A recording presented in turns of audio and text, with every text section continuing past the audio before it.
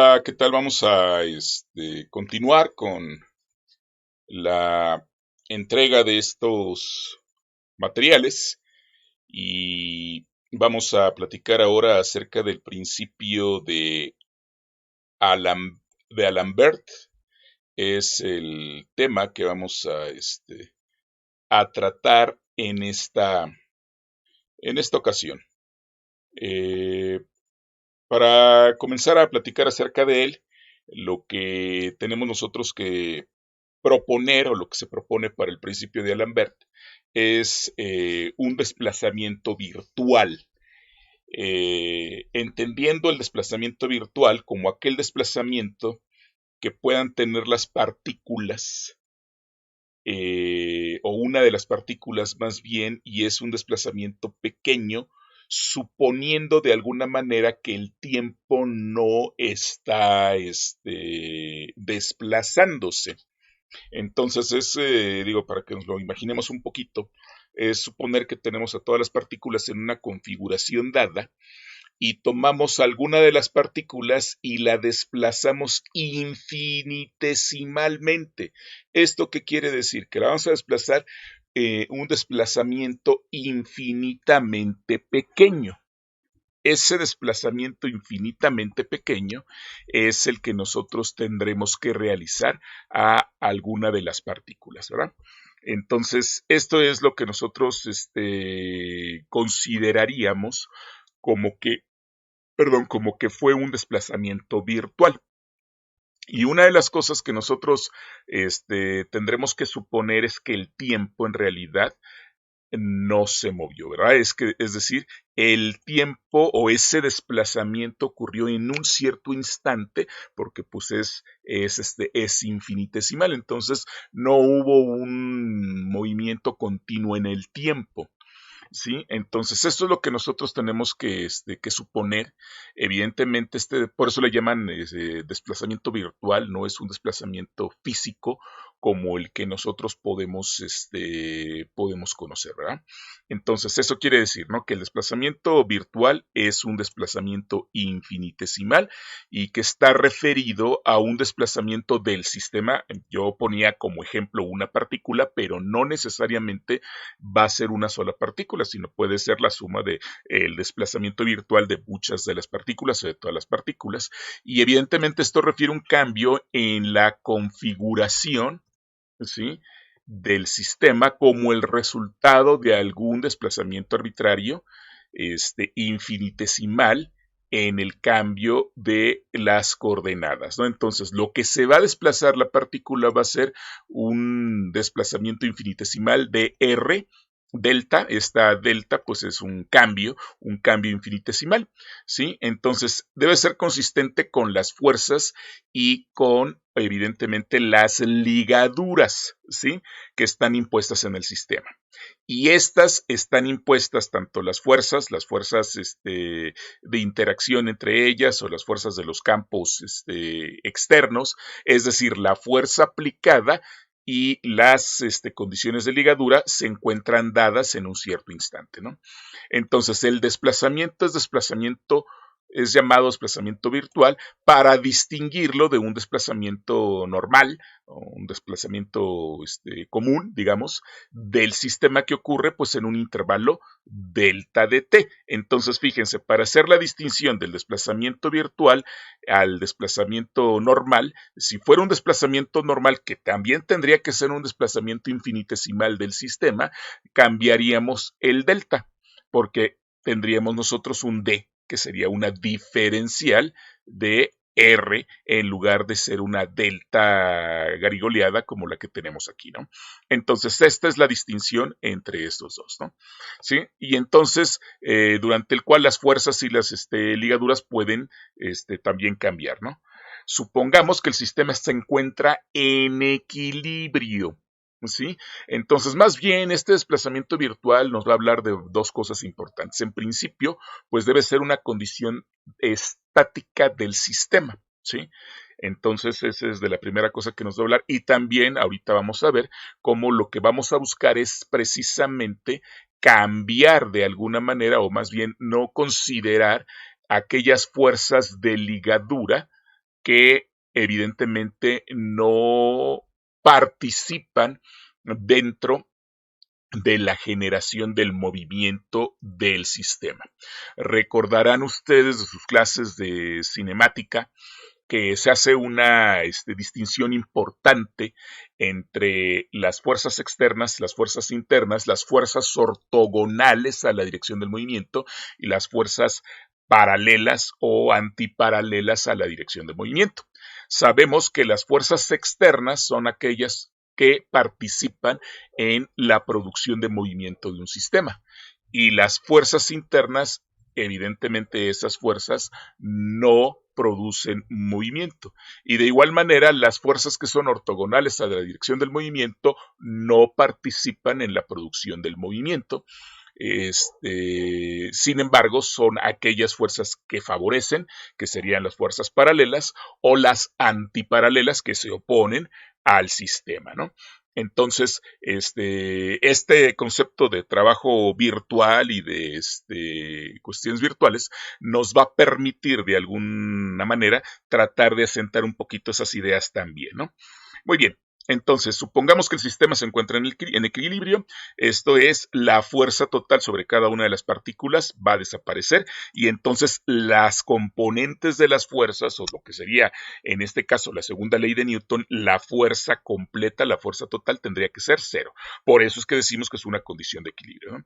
Entonces, claramente el producto punto de F punto diferencial de R o el desplazamiento virtual, el cual generaría entonces un trabajo, pero evidentemente como el desplazamiento es virtual, también a este se le conoce como el trabajo virtual que realiza pues la fuerza aplicada, la fuerza completa, la fuerza total y que está siendo aplicada sobre todo el sistema, ¿no? Entonces, este trabajo pues es un trabajo virtual, ¿no?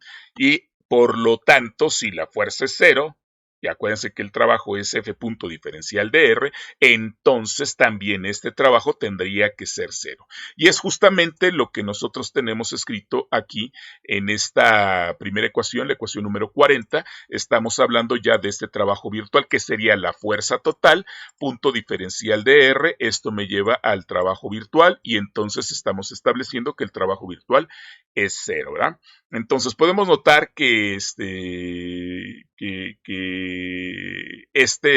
decir, no es una nueva cantidad física, no tiene un nuevo contenido físico, ¿sí? Sino que simplemente estamos tomando en cuenta esta consideración de un desplazamiento virtual, ¿sí? Ahora, la fuerza Fi, como ya lo comenté, ya lo mencioné, esta fuerza es la fuerza total, es la fuerza aplicada sobre el sistema, ¿no? Entonces, esta fuerza la podemos nosotros también tomar en cuenta de la siguiente manera. Es la fuerza que se aplica sobre cada una de las partículas. Aquí no voy a hacer la distinción o no se va a hacer la distinción sobre fuerzas externas y fuerzas internas, sino simplemente la fuerza aplicada, la fuerza que generaría de alguna manera el movimiento del sistema y también las fuerzas de ligadura.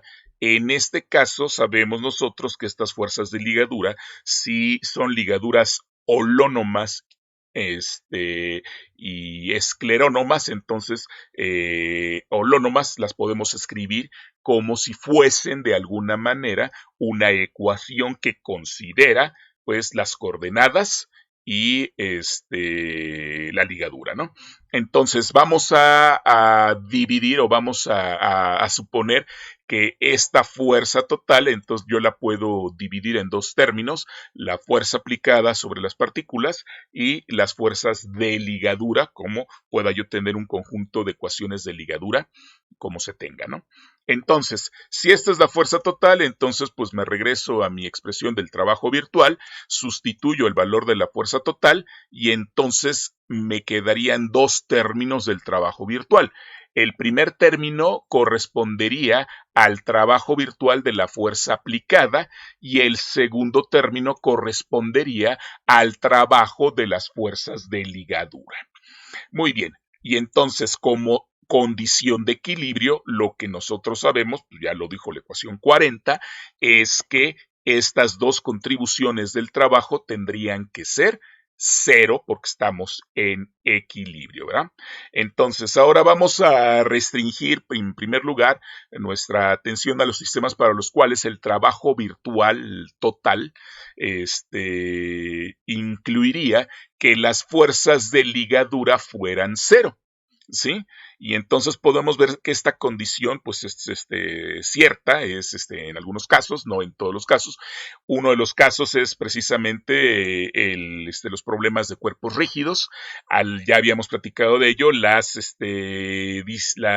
distancia entre partículas del sistema en un cuerpo rígido es constante, la ecuación de ligadura ahí está, pero esa ligadura que aparece allí no genera trabajo, es decir, no genera movimiento, no tiene una contribución, al no haber trabajo, una contribución para el caso de la energía cinética, rotacional y bueno, desde luego, pues la energía potencial, ¿no? Entonces, es uno de los casos, ¿no?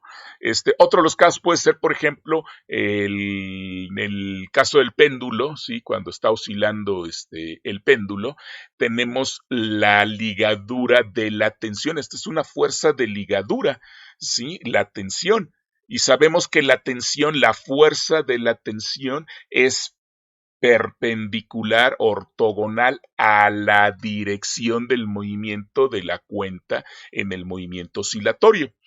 Por lo tanto, esa fuerza de ligadura, al ser ortogonal a la dirección del movimiento, tampoco realiza trabajo.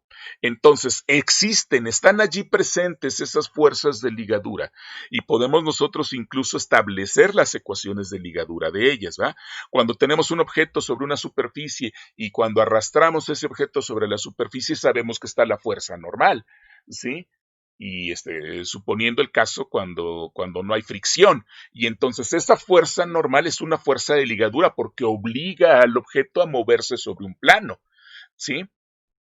Pero esa fuerza normal es una restricción del sistema, pero esa fuerza no realiza trabajo. Entonces, lo que estamos diciendo es que ciertamente existen, ciertamente están presentes esas fuerzas de ligadura, allí aparecen, ahí están, pero estas no van a desarrollar ningún trabajo, ¿no? Y entonces, en ese sentido, podemos nosotros, que es lo que estamos diciendo aquí, que ese trabajo virtual de las fuerzas de ligadura, pues evidentemente todo este término que aparece aquí tendría que hacerse igual a cero, ¿verdad? Entonces, pues bueno, ya explicamos este tipo de situaciones que aparecen aquí, en en lo que acabamos de decir, y entonces pues nos quedamos solamente con el primer término, ¿verdad? Solamente este primer término y ya vamos a omitir pues esta distinción del subíndice A, ya simplemente vamos a decir que es la fuerza aplicada y entonces esa fuerza aplicada pues aparece aquí. Entonces, sigue siendo el trabajo virtual en donde ya de alguna manera pues hemos considerado que esas fuerzas de ligadura instantáneamente pues no están o no aparecen, ¿verdad? Entonces, muy bien, esta ecuación número 43, entonces es llamada el principio del trabajo virtual, ¿verdad? ¿Sí? Notemos que el coeficiente del desplazamiento virtual puede ser no superior a un conjunto igual y que puede ser incluso podría ser cero, ¿verdad? Entonces, esto es lo que estamos diciendo. Entonces, en general, la fuerza F, ¿sí? Es distinta de cero, ¿sí? Esta fuerza tendría que ser distinta de cero, ¿sí? Entonces, para que esto pueda ser cero, pues es lo que vamos a investigar, ¿verdad? Sí, entonces, en orden de igualar los coeficientes a que sean cero, nosotros podemos transformar el principio en una forma que involucre el desplazamiento virtual de las coordenadas generalizadas, ¿sí? us, is, las cuales deben ser independientes. La ecuación 43 entonces satisface nuestra necesidad de que no todas las fuerzas, o de que todas las fuerzas de ligadura no estén contenidas allí, ¿sí? Pero además satisface las condiciones de equilibrio estático, ¿no? ¿Sí? Entonces nosotros ahora queremos buscar la condición que involucre el movimiento del sistema de forma general.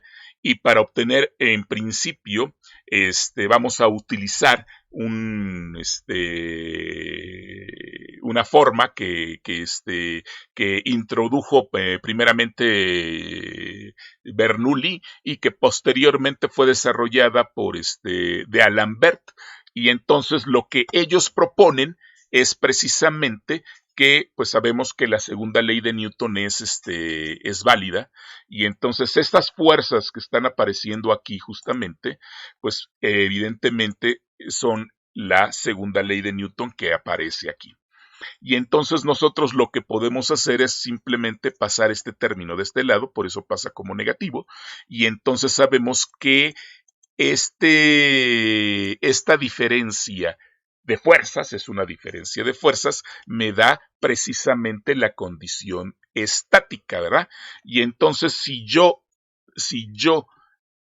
ocupo esta diferencia aquí, entonces yo garantizaría que no es cero por la diferencial del cambio en la posición de la configuración del sistema, sino que en realidad es cero porque hay un equilibrio estático por esta ecuación. Entonces, sustituyendo esto, yo puedo decir que entonces ahora sí, como esto es cero, pues lo que está dentro del paréntesis tiene que ser cero, y no necesariamente la diferencial de posición o la diferencial de desplazamiento virtual sería cero. ¿Sí? Entonces, pues bueno, hemos precisamente pues encontrado esta expresión, y bueno, entonces tenemos los dos términos para el desplazamiento virtual. Ya suponemos que se hace cero, y entonces ya tenemos este término que es el que vamos nosotros a trabajar y al que le vamos a llamar precisamente el trabajo virtual.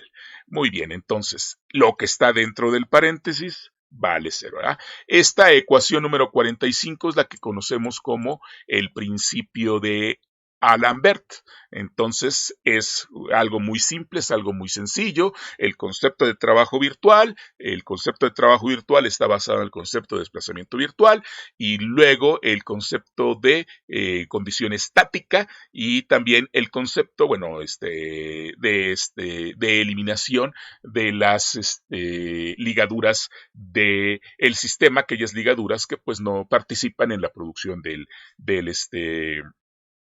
movimiento, ¿verdad? Evidentemente no podemos incluir aquí el caso, perdón, no podríamos incluir aquí el caso, por ejemplo, de las fuerzas disipativas. Son fuerzas de ligadura, por ejemplo, el caso de la fuerza de fricción. La fuerza de fricción es una fuerza disipativa. La fuerza de fricción es una fuerza de ligadura, porque está también en contacto con las superficies. Pero evidentemente estas fuerzas de fricción ya están generando una pérdida de trabajo, y entonces ya no puede ser ese caso. Cuando tengamos fricción, ya no puede ser incluido dentro de estas fuerzas que aparecen aquí, ¿verdad? Entonces, esos casos, cuando está incluida la fricción, cuando están incluidas fuerzas de ligadura, pero que además esas fuerzas de ligadura incluyen fuerzas disipativas, evidentemente merece un tratamiento distinto al tratamiento que nosotros vamos a establecer aquí.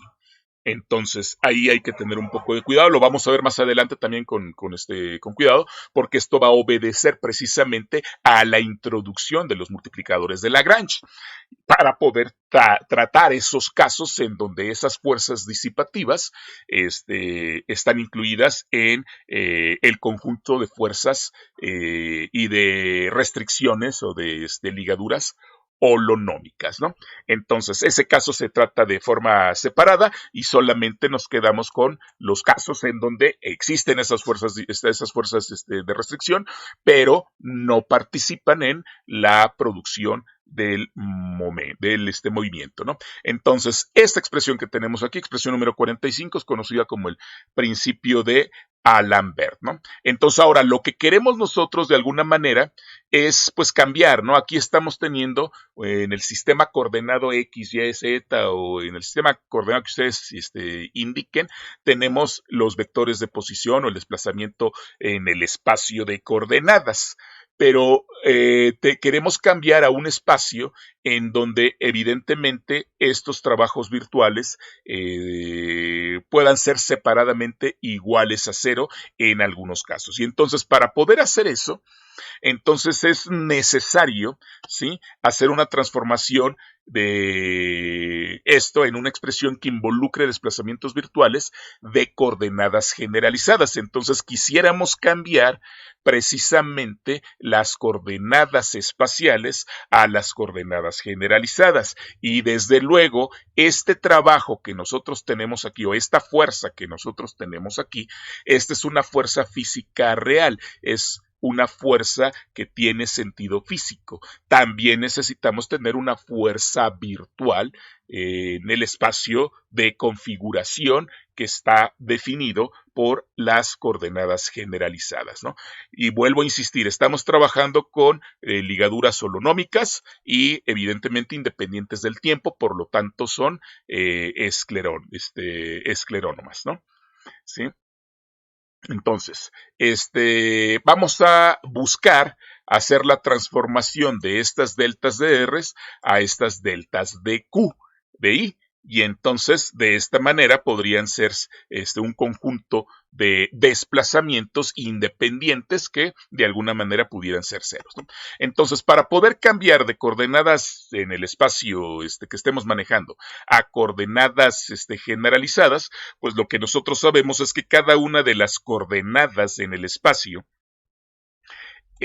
puede ser una función de las coordenadas generalizadas, suponiendo que tengamos n coordenadas generalizadas, ¿sí? E incluso también del tiempo, ¿no? Entonces, lo que nosotros tenemos es que, asumiendo que tenemos n coordenadas generalizadas, entonces podemos llevar por medio de la regla de la cadena del cálculo de la diferenciación parcial, a obtener entonces lo que sería la velocidad. Es decir, nosotros ya sabemos que tenemos que cada coordenada en el espacio depende de las coordenadas generalizadas, es una función de las coordenadas generalizadas, y entonces yo quiero calcular la derivada de R con respecto al tiempo. Yo sé que la derivada de R con respecto al tiempo me tiene que dar ¿quién? Me tiene que dar la velocidad.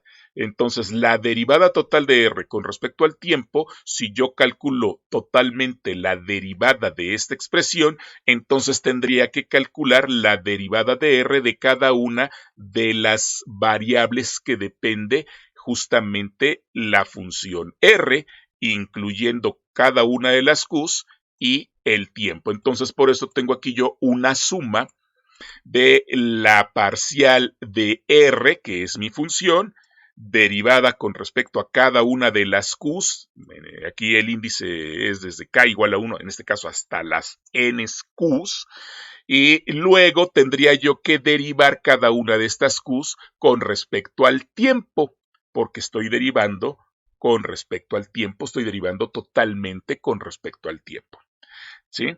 Si solamente calculara la derivada total, sería entonces la parcial de R respecto a Q por la derivada de Q. Y aquí me quedaría la parcial de R con respecto a T, que porque es mi última variable, porque es también una función dependiente de T, y entonces me quedaría la parcial de R respecto a T, simplemente, ¿verdad? Si entonces aquí me queda por la derivada de T respecto a T. Ahora, aquí estoy tomando entonces la regla de la cadena de la expresión que yo tengo aquí, ¿no? Entonces obtendría yo todo eso. Y esto es la velocidad. De este lado tengo la velocidad en el espacio de posiciones, y entonces esto se empieza a visualizar en las coordenadas generalizadas. Aquí ya me aparecen las coordenadas generalizadas, ya tengo la velocidad generalizada y tengo la coordenada generalizada, aunque sigo teniendo aquí mis coordenadas R y T, ¿no? Pero esta ecuación 46 pues va a ser importante para lo que nosotros tengamos que hacer, ¿no? Ahora bien, de manera similar, también el desplazamiento virtual, también debemos conectarlo de alguna manera con un desplazamiento virtual en las coordenadas generalizadas. Y entonces hacer esto, pues es simplemente considerar también la regla de la cadena y entonces tendríamos que esto es la parcial de R respecto de cada una de estas Qs. Recordemos que en el caso del desplazamiento virtual, ya este desplazamiento no es dependiente del tiempo. Entonces simplemente me queda este término que estoy calculando de la derivada parcial por ahora esta delta que depende de Q y de J, ¿no? Entonces esto es lo que tenemos para trasladar el desplazamiento R y el desplazamiento Q y entonces empezar a tener una relación en los términos del desplazamiento virtual en el espacio y del desplazamiento virtual en las coordenadas generalizadas, ¿no? Entonces, ya explicamos aquí esta parte y entonces podremos ahora sustituir precisamente nuestra expresión del trabajo virtual para este caso, ¿verdad? Y entonces es lo que vamos a hacer. Tenemos nuestra expresión para el trabajo virtual y entonces tenemos la fuerza, que es la fuerza, como la tenemos la delta de R de I y esta fuerza depende pues exclusivamente de todas las fuerzas que están siendo aplicadas sobre el sistema. Y entonces tenemos que esta delta de RI, yo ya la puedo escribir como lo tenemos en la ecuación número 47. Esta delta de RI simplemente la sustituimos y la escribimos de esta manera. Entonces aquí tengo mi fuerza y aquí tengo pues mi delta de RI. Ahí está el primer término, ¿verdad? ¿Sí? Y entonces, pues yo puedo juntar los índices de la suma. Aquí tengo ya juntado el índice de la suma, tengo la fuerza, tengo el producto interno, tengo la parcial de R, la parcial de Q, la parcial de R, la parcial de Q, y tengo mi desplazamiento virtual ya en términos de la coordenada generalizada. Muy bien, entonces ahí lo tenemos, ¿verdad? Y entonces ahora lo que vamos a hacer es, en principio, definir este término que tenemos ahorita aquí subrayado, seleccionado. Este término lo vamos a definir como este término que aparece aquí, donde precisamente esta Q va a ser la fuerza en el espacio generalizado, ¿verdad? Esta fuerza en el espacio generalizado multiplicado por el desplazamiento virtual en el espacio generalizado, pues me va a dar el trabajo virtual en el espacio generalizado. Y entonces lo que hemos hecho es hemos pasado de un trabajo virtual en el espacio tridimensional a un trabajo virtual en el cambio de coordenadas generalizadas. Y entonces es precisamente lo único que tenemos nosotros aquí. Entonces se llama a Q de J la componente de la fuerza generalizada, ¿sí? Y entonces, bueno, está definida pues simplemente por este término que nosotros tenemos allí. Es importante aquí hacer la distinción. En el espacio de coordenadas generalizadas, estas Qs no necesariamente tienen unidades de posición. ¿Por qué no tienen unidades de posición? Porque las coordenadas generalizadas pueden ser cualquiera dependiendo estrictamente hablando del tipo de movimiento que tengamos. Si tenemos una partícula libre que se está moviendo en el espacio, pues evidentemente mis coordenadas generalizadas tendrían que ser X, Y y Z. Esas pueden ser mis coordenadas generalizadas y las puedo yo poner como Q1, Q2 y Q3 y podrían tener unidades de posición. Pero si finalmente yo lo que estoy estudiando, estoy analizando es el movimiento de un péndulo que se está moviendo o el movimiento de una varilla que está rotando alrededor de un eje de rotación, ¿sí? O el movimiento planetario entre dos planetas que están moviéndose alrededor de su centro de masa, mis coordenadas generalizadas tendrían que ser la distancia de separación entre las partículas y el ángulo de rotación entre ellas. Y el ángulo evidentemente no está dado en unidades de longitud. El ángulo está dado en unidades de radianes, ¿sí?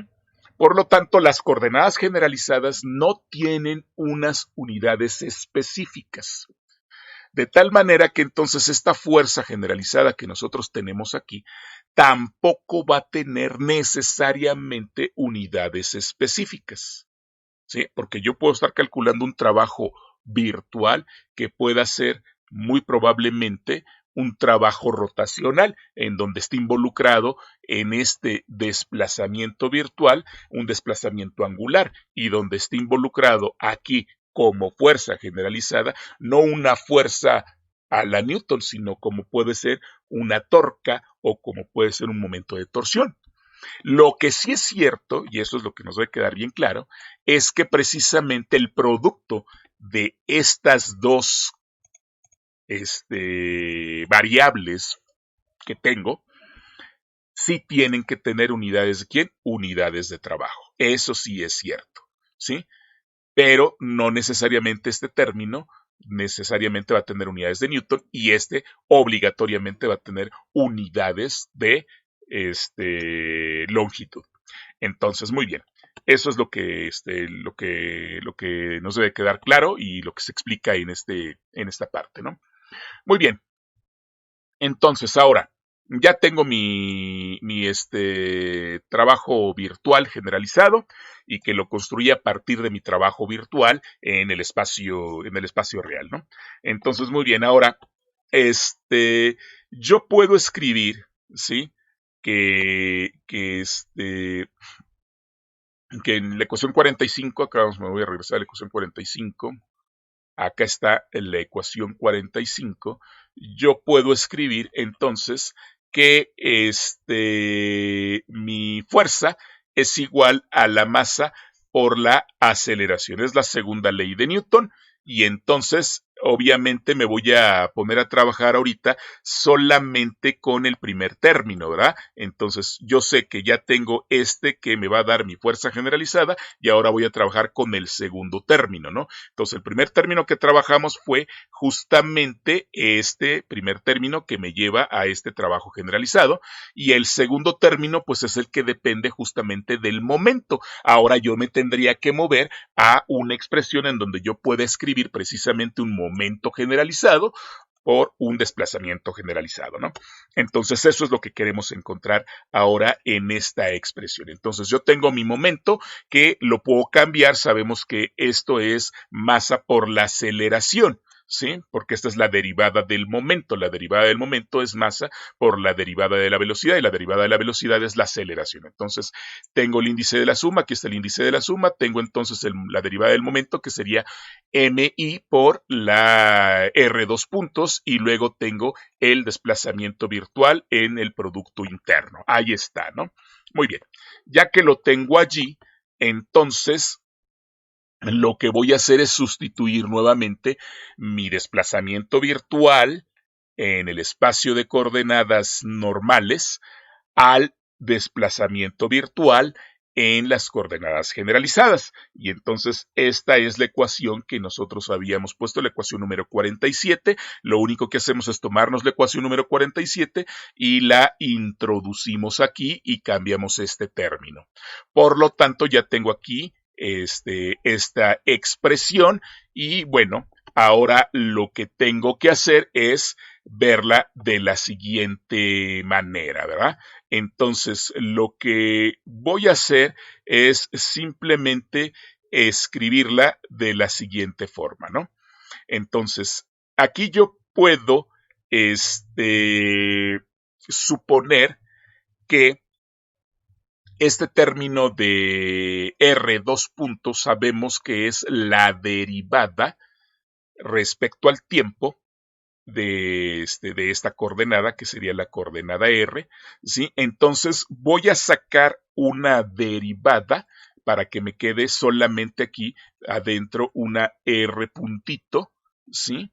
Me va acompañada de la masa MI, va acompañada de la suma, ¿sí? Y entonces la voy a sacar. Entonces, tengo aquí este término, ¿sí? Si yo quisiera desarrollar este término de la derivada, tendría que ser la derivada de este primer término, que me daría este de ahí, porque la masa es constante, entonces me quedaría R por R dos puntos, que me daría entonces este término, ¿verdad? Multiplicado por este término que aparece aquí, que es la parcial de R con respecto a QJ. Ahí está, y entonces yo recupero el término del que estoy partiendo, ¿sí?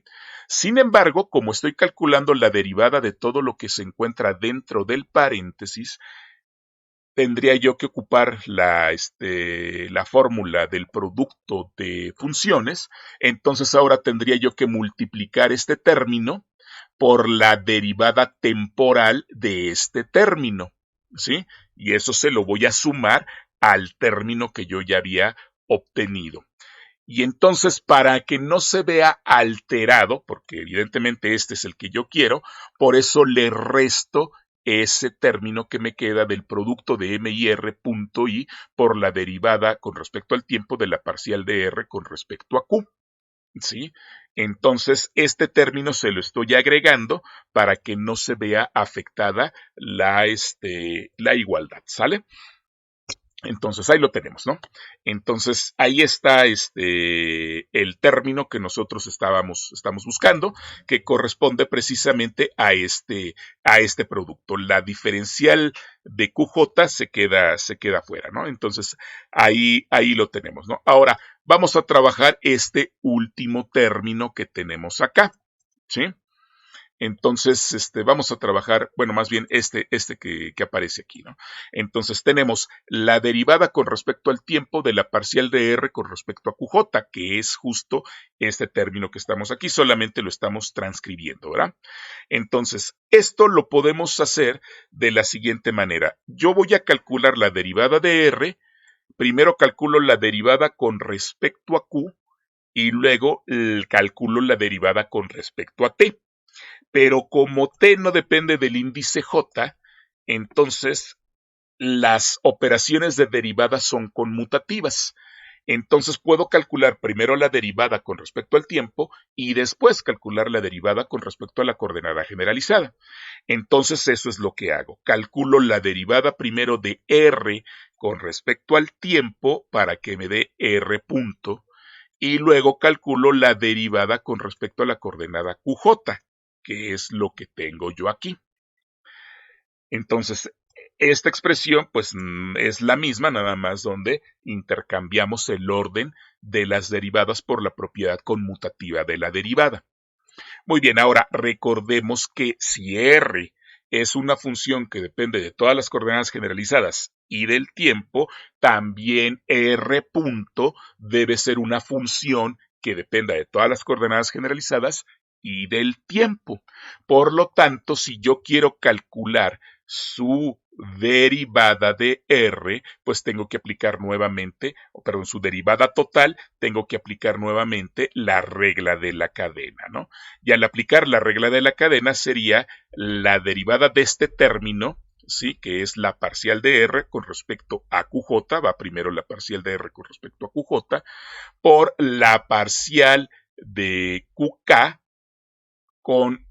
y luego por la derivada de QK con respecto al tiempo, más la parcial de R, ¿sí? Primero con respecto al tiempo, luego con respecto a QJ, ¿verdad?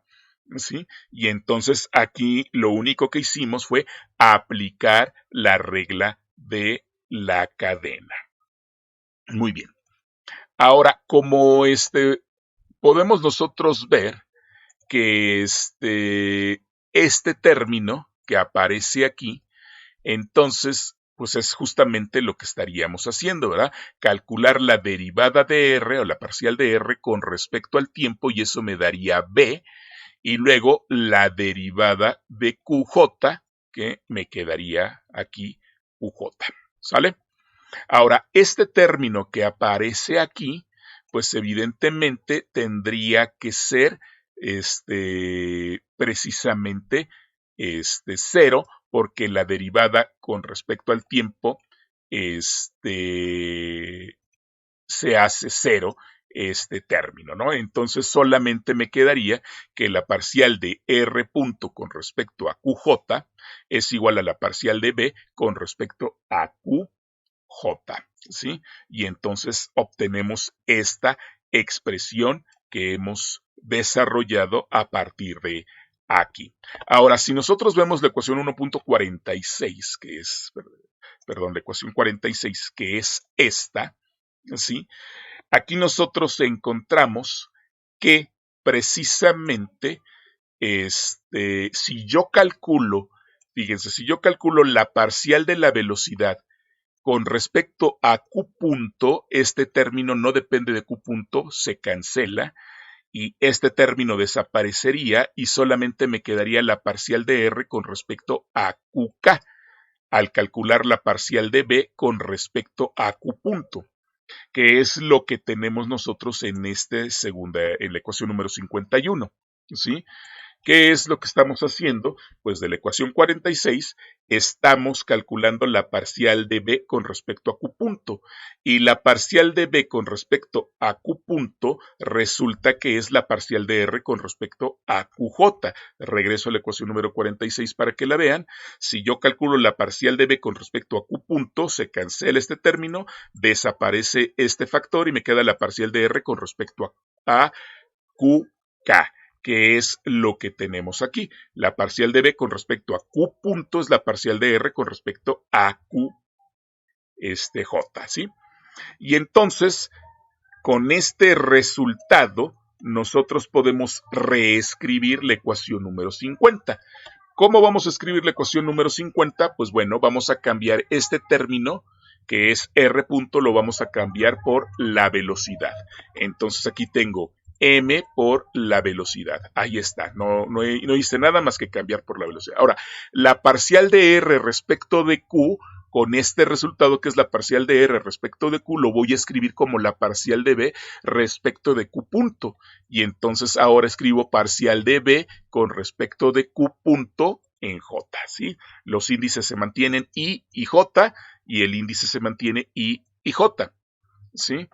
Luego menos M y ahora igual voy a cambiar R punto por B, menos M por B, ya no pongo R punto, ya pongo B, punto y la derivada respecto del tiempo de la parcial de R con respecto a QJ es precisamente el resultado que obtuvimos nosotros aquí de la parcial de B con respecto a Q. ¿Estamos de acuerdo?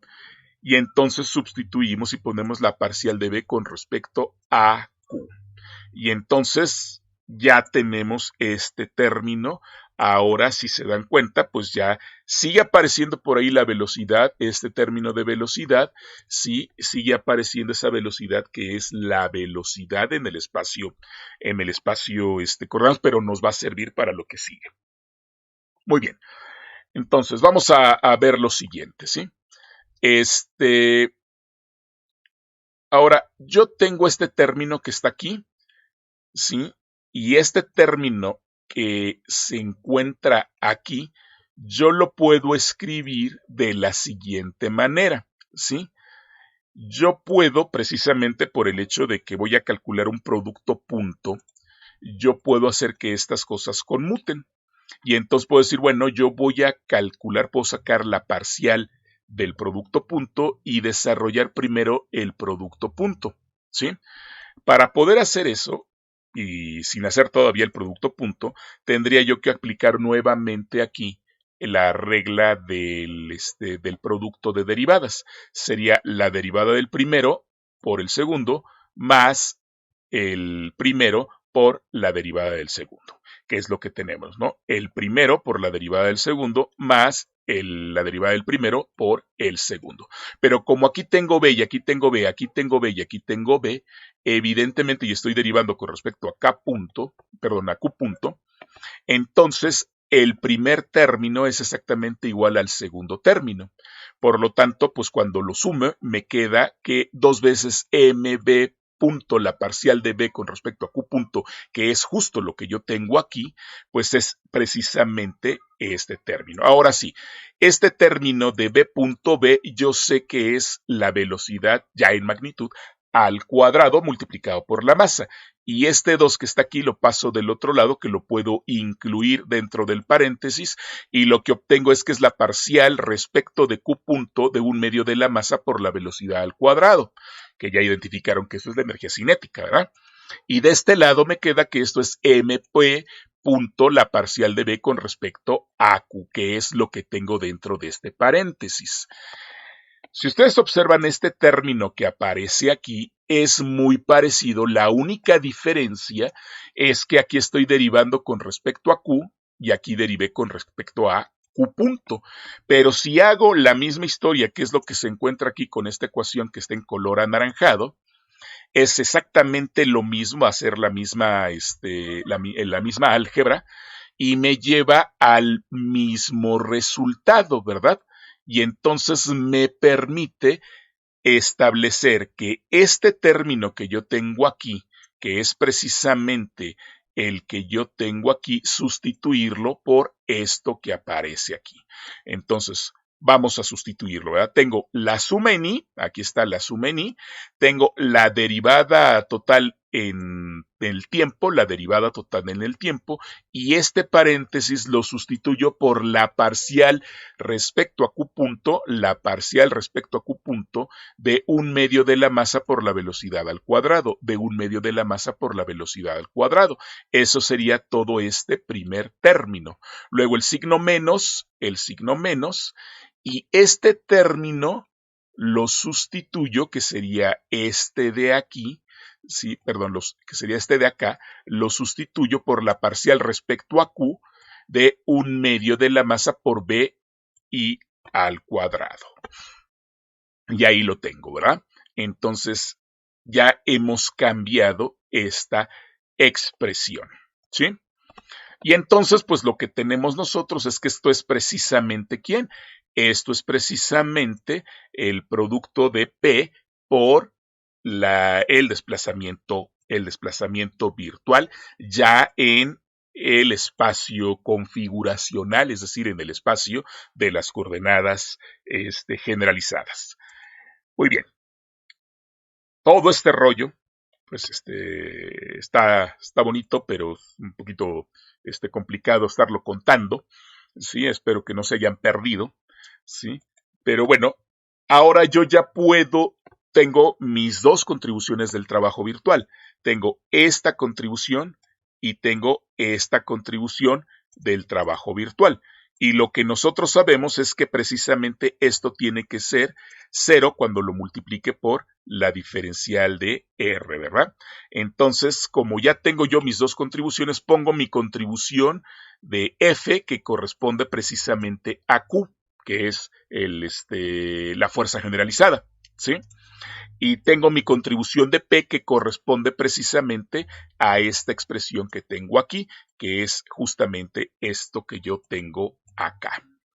Y entonces, ahora sí, yo ya puedo identificar este término como la energía cinética del sistema, este término como la energía cinética del sistema, y entonces al identificar esto, decimos que el principio de Alembert me permite calcular un trabajo virtual en el espacio configuracional, es decir, en el espacio de las coordenadas generalizadas, en donde yo puedo establecer que la derivada total respecto al tiempo de la parcial con respecto a la coordenada generalizada de la velocidad de la energía cinética menos la parcial de la energía cinética con respecto a Q menos, o sea, la coordenada generalizada menos Q por el desplazamiento virtual tiene que ser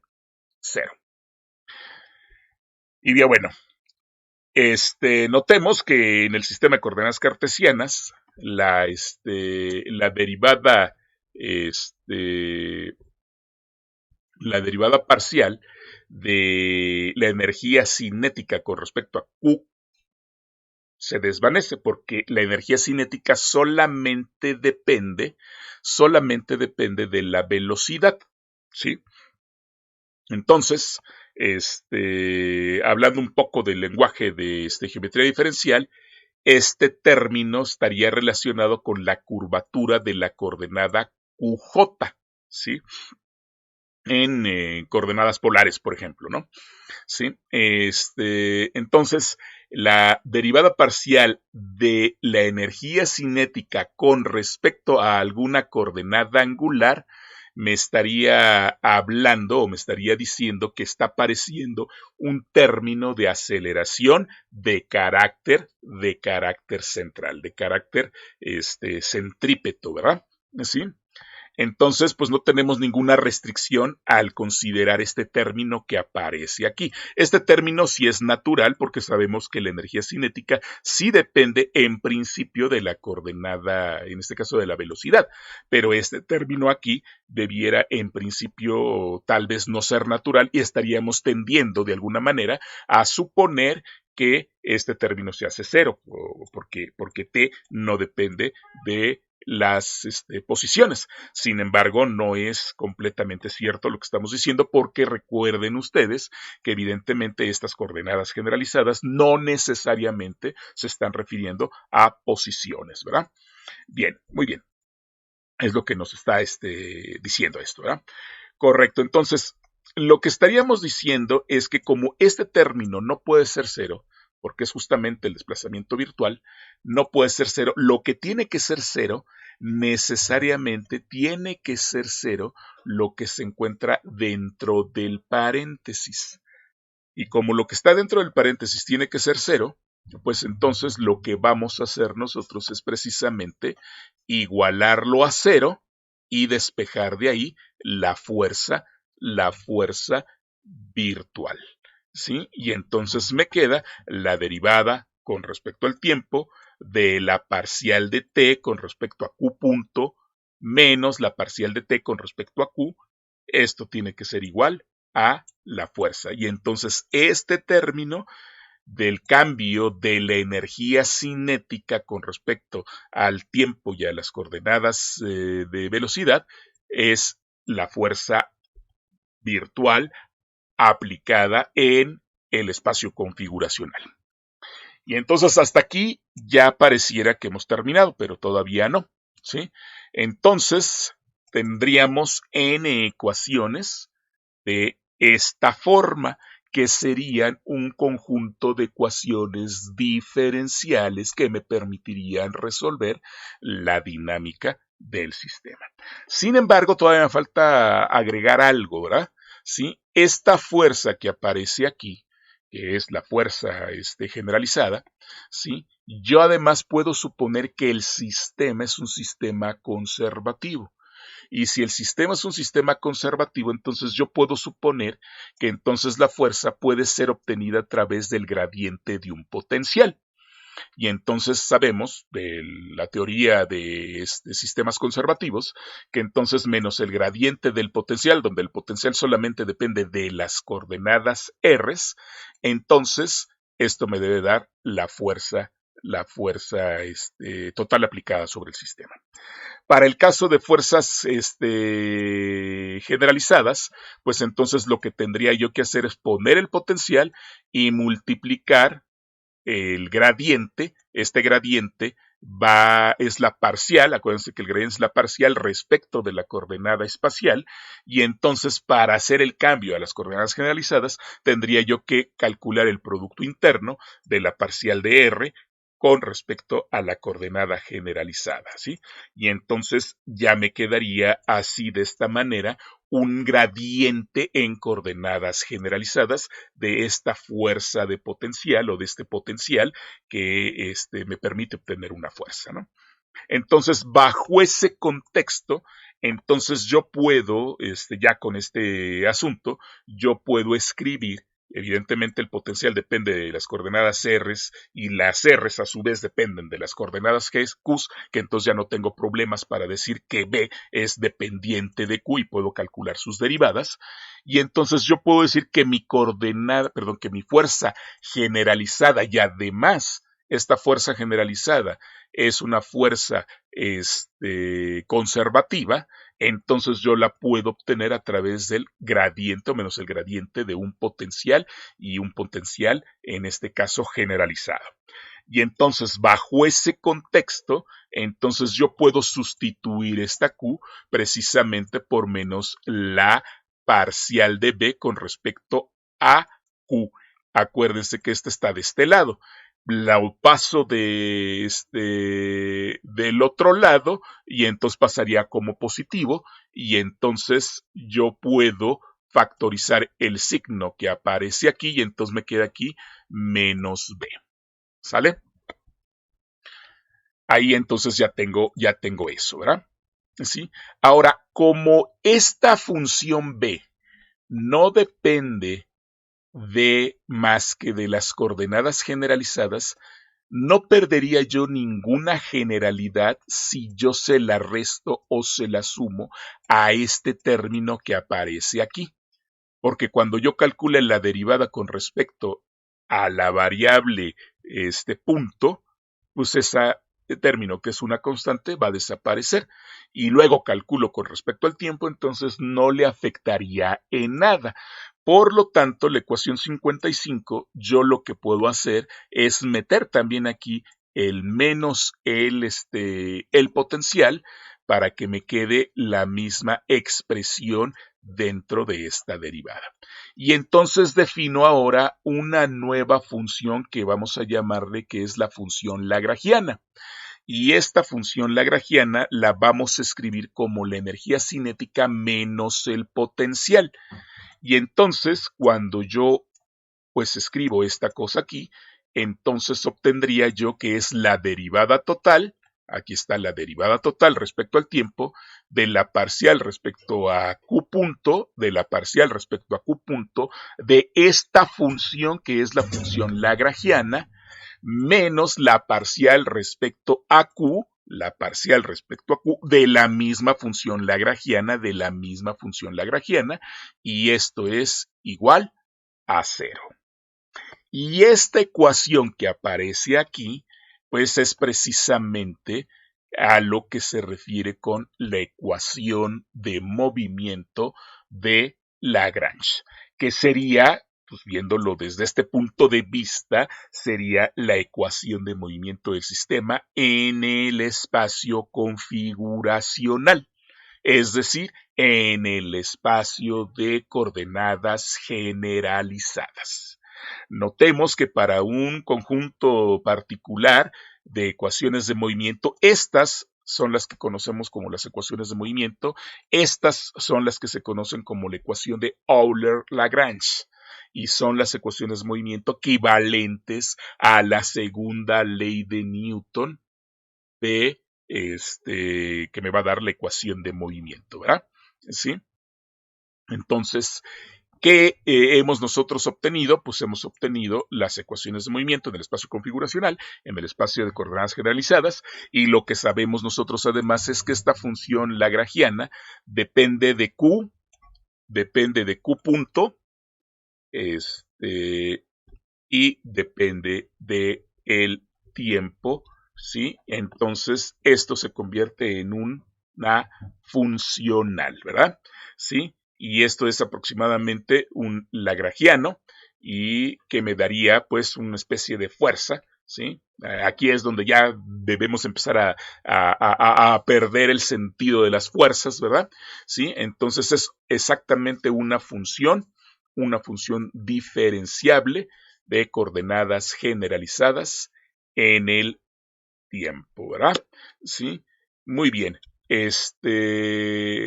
Bueno, voy a dejarle hasta aquí por la extensión ya de este video, ya pues es una hora de charla y entonces nos vamos a quedar con esta expresión solamente, y lo que sigue adelante, que ya es meter esta parcial de f con respecto al tiempo, lo voy a discutir en la siguiente sesión.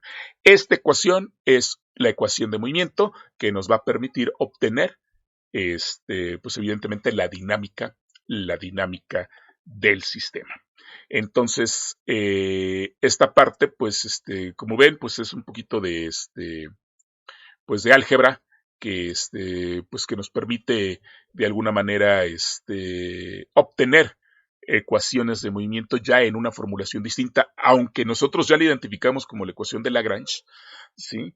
Pero pues bueno, la parte formal nos hace falta también estudiarla, nos hace falta verla, y esta parte formal, pues bueno, tiene que ver justamente con el hecho de del principio variacional. Y entonces, la animación que ustedes están viendo aquí al lado mío en esta parte, estamos viendo una animación que fue desarrollada, hecha en matemática, de un péndulo doble, y lo que se resuelve precisamente son las ecuaciones de Lagrange de ese péndulo doble para ciertas condiciones iniciales, ¿no? Entonces, pues ya en breve vamos a empezar a trabajar con esto para que ustedes puedan resolver con matemática estas ecuaciones de movimiento y puedan hacer estas animaciones que aparecen aquí. Nos vemos en la siguiente entrega y pues con esto ya pueden ustedes ahora sí continuar con el último problema de su tarea, que les piden precisamente las ecuaciones de Lagrange de un péndulo esférico, ¿verdad? ¿Cómo van a construir lagrangiano? Energía cinética menos energía potencial. En este caso, para el péndulo es energía potencial gravitacional. Energía cinética en medio de la masa por la velocidad al cuadrado. Construyen su lagrangiano, lo meten aquí y calculan la derivada del lagrangiano con respecto a la posición. En la energía potencial estará la posición y la parcial de L con respecto a la velocidad, y el resultado lo derivan con respecto al tiempo y obtendrán la ecuación de movimiento. El problema hasta ahorita, lo único que les solicita es obtener la ecuación de movimiento, no resolver la ecuación de movimiento, porque lo que resulta es una ecuación, o en este caso también dependiendo del número de coordenadas generalizadas que utilicen. Como es un péndulo esférico, van a ser 3 coordenadas generalizadas, es decir, van a tener que trabajar en un espacio tridimensional, por lo tanto van a tener 3 ecuaciones de movimiento, una para R, una para teta y otra para phi. Entonces, muy bien, pues ahí les dejo esta parte y nos vemos en la siguiente entrega. Chao.